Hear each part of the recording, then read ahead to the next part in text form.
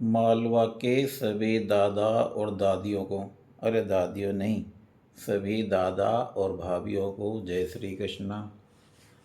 आजकल सोयाबीन निकल रही है पर पूछो ही मत ही, कई फजीता पड़ी रिया है कि बस कई नहीं किवा है। कई भैया उनको तो धन ही वहाँ निकले खेत के ऊपर, क्योंकि ये पानी दादो है नहीं, अतरो पड़ी रियो है कि बस पूछो ही मत ही। इन्हें तो हद ही कर दी। कोई ने नहीं सोचो होगो कि इतो पानी पड़ेगो सोयाबीन में। तो सोयाबीन का फजीता करी रहो पूरी तरीके से। किसान भाई ना उनके नाक में दम लिवाई दियो नहीं पानी ने। तो लोग ना उनके बात करने की तक भी फुर्सत नहीं बची। असा सबके व्यस्त कर दिया नहीं पानी ना ने। अब जो कद आ जाए कदे कई फसल बिगाड़ दे। कई भाई लोगों की तो फसल इन्हीं पानी ने बिगाड़ दी। कई लोगों की तो फसल को खेत में बह गई, कई लोगों की खाल में बह कर के चली गई, कई लोगों की फसल तो खेत में उगने भी लग गई। तो ऐसा हाल बिगड़या है इन्हीं पानी ने। कई करे आगे की जो थाली आई है हाथ में, ओके यो पानी बर्बाद करी रही है। किसान भाई ना बिल्कुल परेशान हैं। सरकार से उम्मीद लगाए बैठे हैं कि सरकार मदद करे। अब ये सरकार के नुमाइंदों के ऊपर निर्भर है कि वो कितना सुनते हैं। पर कुल मिलाकर के किसान भाई बहुत परेशान हैं। ऊपर से सूरज दादो इतो तपिरियो है कि बस पूछो ही मत। गर्मी में इतो नहीं तपियो जितो कि अब तपिरियो है।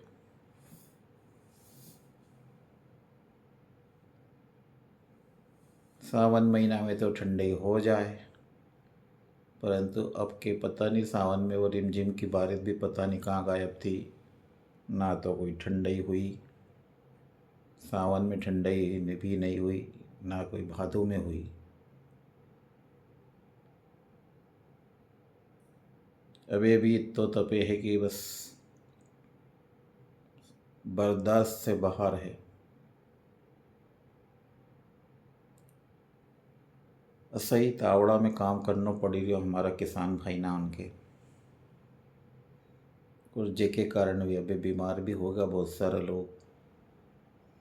कई लोग तो खेत पे ही दवाई गोली खा करके ही काम कर ही रहा है। सही में, झूठ को नहीं। आज किसानों के साथ बड़ी विकट परिस्थिति है।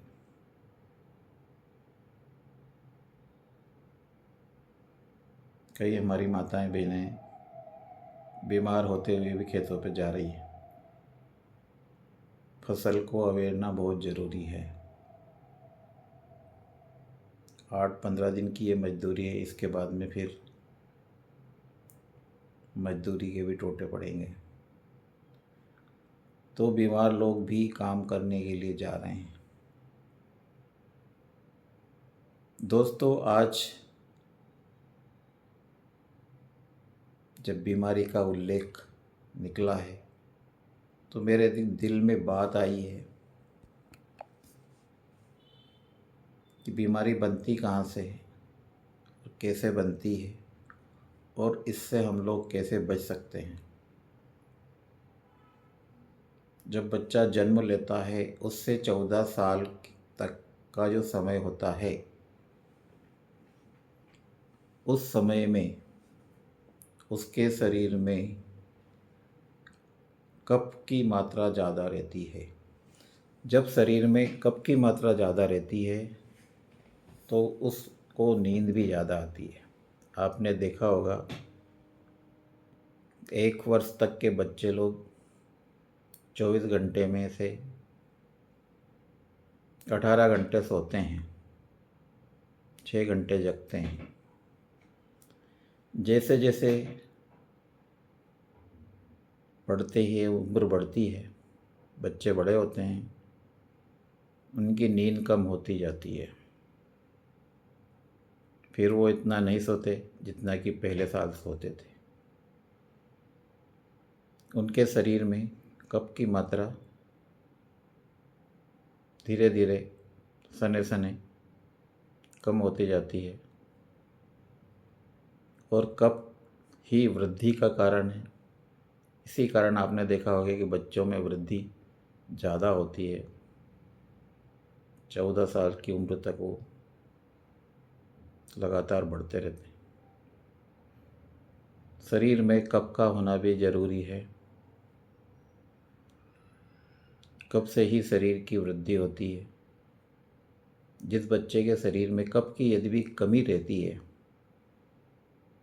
तो उस बच्चे की वृद्धि नहीं होती है।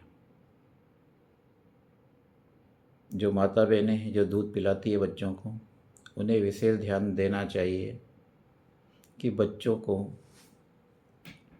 ठंडी वस्तुएं ना दें, आइसक्रीम ना खिलाएं, और शीत वाली वस्तुएं जो भी है उनसे अपने बच्चे को दूर रखें।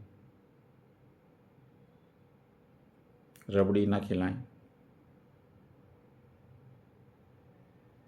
जो पैकेट में बंद पदार्थ बाज़ार में आज धड़ल्ले से बिकते हैं, हर दुकान पर बड़ी तादाद पर लटके रहते हैं, बच्चों का ध्यान वहीं जाता है, और 3 माह 4 माह पुरानी चीज़ें जो कि उन पैकेट में बंद रहती है, पता नहीं कब की बनी हुई रहती है, वो बच्चों का ध्यान वहीं जाता है और बच्चे जिद करके ख़रीदते भी हैं, और हर माता पिता उनको देते भी हैं। बच्चा जिद कर रहा है, लाडला बच्चा है, प्यारा बच्चा है, इसकी मांगे तो पूरी करनी ही है। दोस्तों, उसे कतई ना दें। पैकेट पे लिखा है कि 4 महीने तक उसे उपयोग किया जा सकता है। दोस्तों, हम खाना बनाते हैं सुबह, उस शाम को वो खाने योग्य नहीं रह जाता है। उसके पोषक तत्व सारे गायब हो जाते हैं, और यदि उसका उपयोग भी किया जाए तो शरीर में वो सड़ता है, बदबू पैदा करता है, सड़ान मारता है। दोस्तों, याद रखें, बासी भोजन करना निषेध है, फिर भी हमारी माताएं बहनें करती हैं। वो सोचती कि भोजन बर्बाद ना हो। मेरा उनसे निवेदन है कि भोजन अधिक मात्रा में ना बनाएं। 2-4 रोटी बच भी जाए तो गाय के लिए दे दें, सुबह कुत्ते को दे दें, परंतु उसका उपयोग ना करें। और यदि उपयोग करना ही ज़रूरी है तो फिर उन रोटी को, बची हुई रोटी को सुबह गाय के दूध में उपयोग कर सकते हैं। यदि आप गाय के दूध में चूर करके उस रोटी का उपयोग करते हैं कुनकुने दूध के साथ, तो दोस्तों वो आपके लिए बहुत ही मददगार सिद्ध होगी। उससे शुगर कंट्रोल होगी। हमारा भोजन एकमात्र गेहूं पर निर्भर हो गया है। सुबह गेहूं, शाम को गेहूं, दोपहर में गेहूं। गेहूं की रोटी, गेहूं का दलिया, गेहूं की पूड़ी, सारे पदार्थ गेहूं के। दोस्तों, यदि हमें स्वस्थ रहना है तो हमें विभिन्न प्रकार के अनाज का उपयोग करना चाहिए हमारे भोजन में। हमें हमारे भोजन में ज्वार का प्रयोग करना चाहिए, मक्का का प्रयोग करना चाहिए, अलसी का प्रयोग करना चाहिए, तिल का प्रयोग करना चाहिए, चने का प्रयोग करना चाहिए। पुराने लोग थे जो बेजड़ा का उपयोग करते थे। कुछ लोग हैं होंगे पुराने, उन्हें पता होगा कि पहले बेजड़ा का प्रयोग बहुत होता था। हर घर में बेजड़े की रोटी बनती थी और जब बेजड़ा खाया जाता था उस समय कोई शुगर का पेशेंट नहीं होता था। आज हर घर में शुगर का पेशेंट है, बीमारियों का अंबार है। हर व्यक्ति कोई न कोई बीमारी को लेकर के ग्रसित है, परेशान है, इलाज करा करा करके थक रहे हैं। डॉक्टर पे डॉक्टर बदले जा रहे हैं। पहले एक गोली शुरू हुई थी, फिर 2 हुई, फिर 3, फिर 4 और फिर किडनी लीवर की भी 12 बजा ली। बीमारी है कि ना जाने का नाम नहीं ले रही है। निरंतर बीमारी बढ़ते जा रही है। हमें हमारे खान पान को बदलना होगा।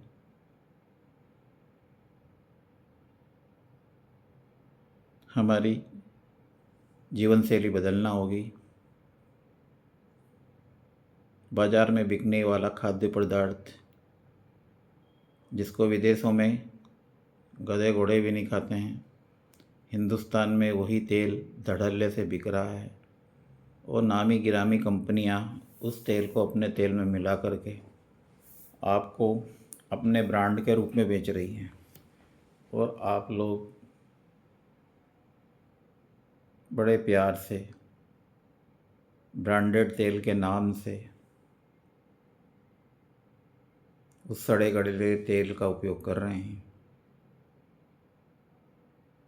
जिसे कि पाम ऑयल बोलते हैं, जो बड़े प्यार से आपके नामी गिरामी तेल में मौजूद है। वही तेल आपके हार्ट अटैक का मेन कारण है,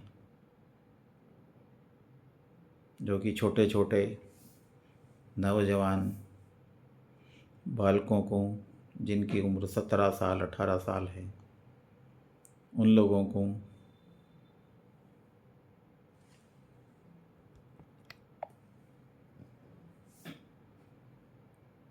मुंह के मुंह में धकेल रहा है।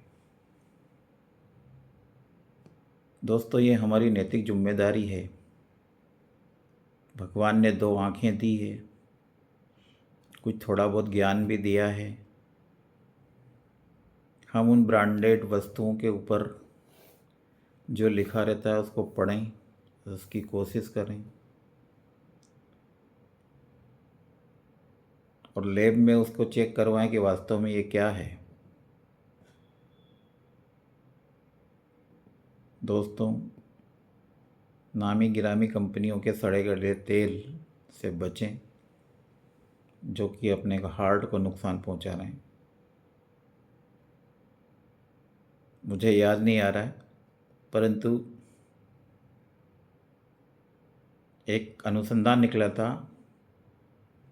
इसमें बताया गया था कि अब तेल मारेगा। जी हाँ दोस्तों, सही कह रहा हूँ। मारने के लिए तेल ही पर्याप्त है। बाकी मिलावटखोर तो अपना काम कर ही रहे हैं। बाज़ार में मैक्सिमम चीज़ें मिलावटी बिक रही हैं। क्यों ना हम थोड़ा सा खड़ी वस्तुएं खरीदें बाज़ार से और उनको अपने घर में पिसवा लें या चक्की में ही पिसवा लें। हम क्यों रेडीमेड के ऊपर भाग रहे हैं? क्यों अपने स्वास्थ्य के साथ खिलवाड़ कर रहे हैं? क्या अपने जीवन जीने के लिए हम अपनी आँखों के सामने बना हुआ कच्ची घानी का तेल उपयोग नहीं कर सकते? या पहले भी तेल निकला हुआ करता था अपने गाँव में, क्या वो परंपरा वापस चालू नहीं की जा सकती है? ये जो लुटेरे आपके स्वास्थ्य के साथ नुकसान कर रहे हैं, इनसे बचने के लिए क्या अपन कुछ नहीं कर सकते? डबल रिफाइन, ट्रिपल रिफाइन, मतलब 2 बार जहर के संपर्क में आया हुआ तेल डबल रिफाइन कहलाता है, और 3 बार जहर के संपर्क में आया हुआ ट्रिपल रिफाइन कहलाता है। ऐसे तेल आप लोग खा रहे हैं। बड़े बड़े आयोजन होते हैं हमारे यहाँ, शादियों के, नुक्ते घाटे के कार्यक्रम होते हैं, वही तेल हम ला करके सारे समाज को खिलाते हैं।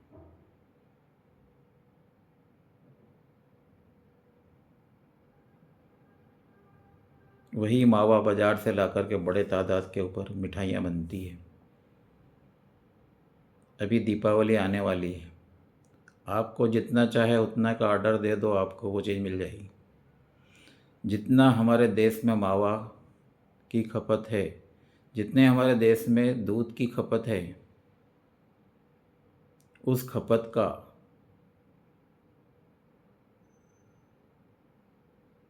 आधा भी उत्पादन नहीं होता है हमारे देश में। फिर ये खपत कैसे कर रहे हैं?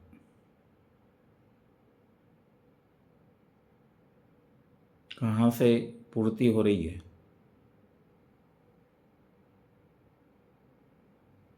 मिलावट का बाजार बहुत गर्म है, अपने आप को बचा लीजिएगा। दोस्तों, अभी हमने जो चर्चा की थी वात की, दूसरा जो दोष होता है हमारे शरीर में, उसे पित्त दोष कहते हैं। 14 वर्ष से लेकर के 60 वर्ष तक हमारे शरीर में पित्त बढ़ा हुआ रहता है। इसे शांत करने के लिए हमें ठंडी चीज़ों का सेवन करते रहना चाहिए, ताकि पित्त कुपित ना हो। पित्त बढ़ने से बीपी और शुगर जैसी बीमारी हमारे शरीर में पनपने लग जाती है और पनप ही जाती है। अतः हमारे शरीर को निरोग बनाने के लिए पित्त पर कंट्रोल करें।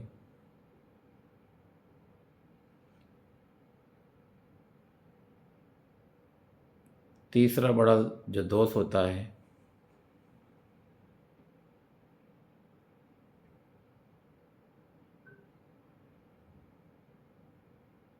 वो है वात रोग। 60 वर्ष के बाद शरीर में गैस बनने की प्रवृत्ति बहुत तेज़ी से बढ़ती है और बहुत गैस बनने लगती है। ये उम्र तो 60 की है, परंतु आजकल तो ये 40 साल से ही शुरू हो गई, और यदि मैं बोलूँ कि 30 साल, तो भी कोई अतिशयोक्ति नहीं होगी, क्योंकि हमारा खान पान बहुत बिगड़ चुका है। हम क्या खा रहे हैं, कैसे खा रहे हैं, इसके ऊपर कोई ध्यान नहीं है, और इस कारण गैस की समस्या आज सभी लोगों को हो गई है। उस गैस बढ़ने के कारण हमारे शरीर का पाचन तंत्र बिगड़ चुका है, जो खाते हैं वो हजम नहीं होता है, और हम ऐसी चीज़ें भी खा जाते हैं ज़ुबान के स्वाद में, जो कि हमारे शरीर के लिए उपयोगी नहीं है। हमें ध्यान देना चाहिए इस उम्र में कि जो वस्तुएं हमें नहीं पचती है उनका सेवन ना करें, परंतु हम इस ओर ध्यान नहीं देते हैं। जो भी कुछ मिला उसे हम खा लेते हैं, ज़ुबान के स्वाद में नुकसान देने वाली चीज़ें भी हम लोग ग्रहण कर लेते हैं। दोस्तों, ये वीडियो आपको कैसा लगा? यदि आपको यह वीडियो अच्छा लगा हो तो मेरे चैनल को ज़रूर लाइक करें, सब्सक्राइब करें, बेल आइकन को प्रेस करें और अपने दोस्तों तक ज़रूर पहुंचाएं, अपने रिश्तेदारों तक पहुंचाएं, ताकि वे लोग भी अपने स्वास्थ्य का ध्यान रख सकें, बीमार होने से बचें, लंबा जीवन जी सकें। दोस्तों, यदि और अधिक जानना हो तो मेरा नंबर है 9425034201। इसी प्रकार की रोचक जानकारी को लेकर के आप लोगों के समक्ष